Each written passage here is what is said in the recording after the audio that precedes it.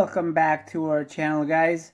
So today we're going to be finishing off the Bikini Bottom Bounty series. This one is number 12, and this one is titled SpongeBob's Secret Valentine.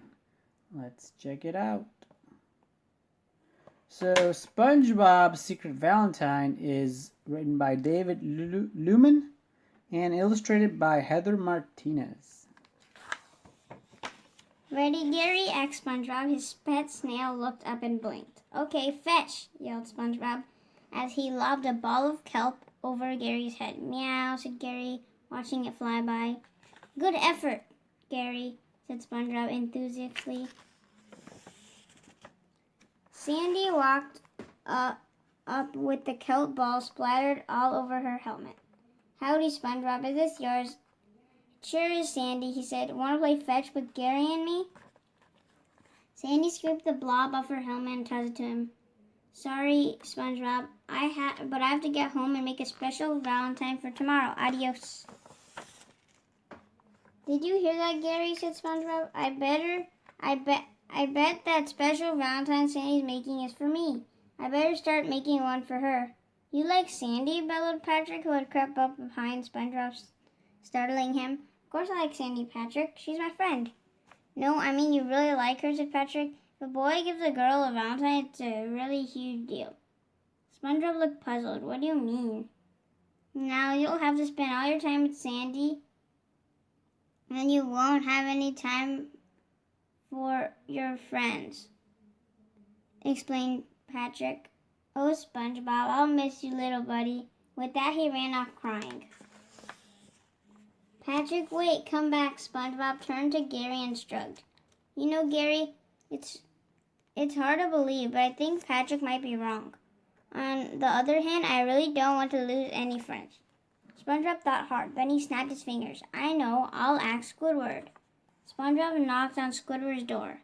Squidward, open up, it's an emergency. Squidward opened the door in a panic, dripping wet from his bath. What's the emergency, he asked, panting. Squidward, do you think I should give Sandy a Valentine tomorrow? Squidward just stared at SpongeBob, then he slammed the door. Squidward seems busy, said SpongeBob. Maybe I'll ask Mr. Krabs. At the Krusty Krab, Mr. Krabs leaned back in his chair. Sure, SpongeBob. I'm glad to give you some advice. Save every penny you make. SpongeBob interrupted him. I don't need advice about money, Mr. Krabs. I need advice about a girl. Mr. Krabs leaped and yelled, Stay away from me, only daughter, SpongeBob. SpongeBob looked confused. I'm not talking about Pearl, Mr. Krabs. I'm talking about Sandy. Oh, said Mr. Krabs, wiping his brow. That's a relief. What seems to be the problem? SpongeBob explained the whole Valentine situation. Replied Mr. Krabs, scratching his chin. As she is a land creature, there's really no telling what Sandy will think of your Valentine. I suggest you go over to her treedome. SpongeBob brightened up. To ask her? No, answered Mr. Krabs, to spy on her. SpongeBob disguised himself as a piece of coral and sneaked up to Sandy's treedome. Then very quietly he pressed his face against the glass. He looked all around, but he didn't see Sandy anywhere. Oh, tartar sauce, said SpongeBob. She must be inside her treehouse. I've got to go in. SpongeBob opened and closed the door to the dome as quietly as he could. He shimmied up the tree, he peeked through the window and saw Sandy making a huge red Valentine.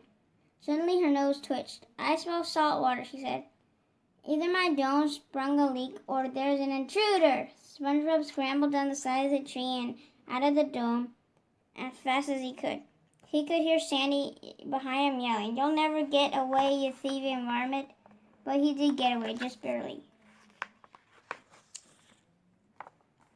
SpongeBob slammed the front door behind him and leaned up against it, breathing hard.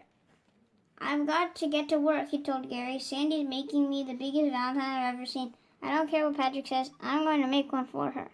SpongeBob dove into his closet and came out with arms full of materials. Then he flew into action, drawing, cutting, and pasting, until the sun came up over Bikini Bottom. "I'm ready," he shouted at last, holding up a big, beautiful Valentine with Sandy's name on it. SpongeBob ran over to Sandy's place with the Valentine. Just as he reached her treedome, Sandy came out carrying her huge Valentine. "Hey, Sandy," said SpongeBob, grinning. "That's quite a Valentine you got there. It must be for someone pretty special." Sandy nodded. "Yep, it sure is, SpongeBob. My mother is a very special lady." "Mother?" said SpongeBob, stammering. "That's great, Sandy." He tried to keep his big fancy Valentine hidden behind his back. "Who's that Valentine for, SpongeBob?" asked Sandy. SpongeBob shifted his feet uneasily. "What Valentine?" "The one that says Sandy on it," she said. Blushing, SpongeBob handed her the Valentine. "It's for you, Sandy, but it doesn't really mean anything like that. I won't get to see Patrick anymore, or..." "Gosh, SpongeBob," said Sandy, smiling, "this Valentine's prettier than a Texas barbecue on the 4th of July. Sandy held up the Valentine, admiring it. Then she frowned. "You know what this means, SpongeBob?" SpongeBob looked nervous. "No, Sandy," he said. "What does it mean?" "It means I've got to thank you by challenging you to a karate match." "Well," thought SpongeBob, "my friendship with Sandy hasn't changed a bit. Patrick was wrong." "Hi-ya!" yelled Sandy, flying through the air. "Hi-ya!" screamed SpongeBob. And they spent the rest of Valentine's Day happily chopping away at each other. The end. Well, that was a great series. Did you enjoy reading it? Yes. Awesome. So thank you for spending your time with us reading this book. And if you've heard the other books, I'm glad to hear that. Stay tuned for more book reads. We have many of them planned for the future.